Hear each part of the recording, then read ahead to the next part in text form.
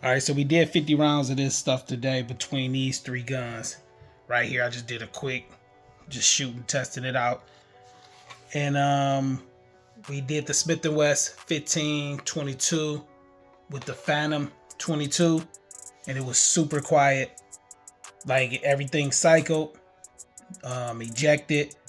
All you can hear is the action back here, super quiet. So then I tried it with the T2, and the same thing, super quiet. I didn't even hear no difference. I had no ears on, and you barely can tell. Like an airsoft gun is definitely louder than this ammo right here. It's moving 835 feet per second. So I know for sure I'm gonna get a bulk set of this. This is the quiet as I had. Everything else was either 1050, 970, and stuff like 1020. It was quiet, but this is super quiet. I mean, that 710 is quiet and it don't cycle, but this felt like the same to me. So next we had tried out the new mag for the FN. We tried that out, and that was cool. Ran some rounds through there. Had to re-zero that. Had to re-zero it, but we ran some rounds through there. No issues. Cycled everything, and we did that with the Phantom 22.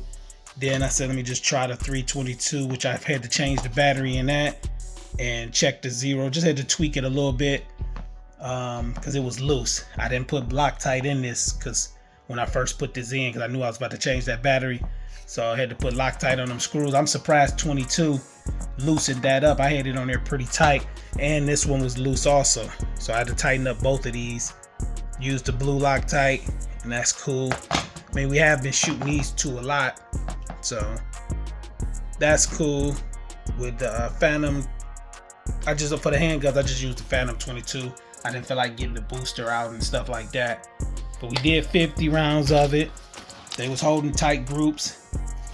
This is just one of the papers. I was just showing I was doing the zeroing. Well, after the zeroing. So they was holding tight groups and everything ran. So I'm gonna definitely get way more than this. No dud out of that 50. What I want to do next is I'm gonna compare it to like the supers. Not really for sound, but like damage. Because this is a 45 grain, the regulars be like 40s or 36s. So I want to compare it to some of that. Probably, yeah, I think I got some metal. I'm gonna just try it on like metal, wood, and what them cans is metal. I still got some of them cans. I don't know if they any good. They've been sitting out for like about a month or so, probably a couple months. So I don't know. I'm gonna find some of that stuff. I might get that clay again because I like when I did the video with that clay. I could probably throw that video on the end screen. I mean, not on the end screen, throw a clip of that.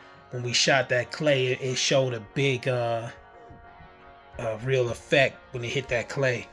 But that's the only thing I want to see because it's super quiet. Like, I don't hear no crack in my ear. I could shoot this thing. I probably could shoot hundreds of this and it wouldn't bother at all from the ear, away from it, or whatever. And that was out of the handgun. And this is, of course, it's gonna be a little quieter in this because that's a 16-inch barrel. These is probably 3.5, 4 inches. So yeah, probably about 3.5, 4 inches, something like that. But they was super quiet. But yeah, I don't think I would buy anything else besides this now. So I'm gonna look up and see if I can get 1,000 rounds bulk pack of it. And that should last a while. I mean, we ain't gonna always shoot this subsonic.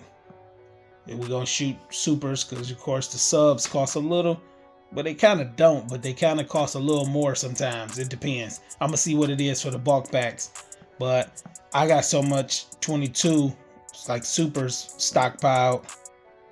Like, it's just it will never be at the price when I got that stuff. So but yeah, that was my main thing. That's why I really rushed to test this, because I wanted to make sure it ran.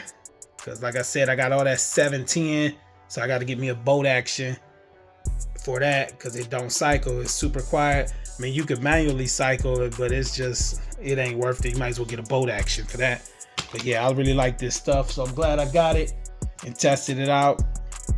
I just want to see what the damage is, like compare it, because it's so quiet. It seemed like it's not, like it ain't even packing a punch. That's how quiet it is. So I got some of the rounds. They flattened out on my ballistic panel.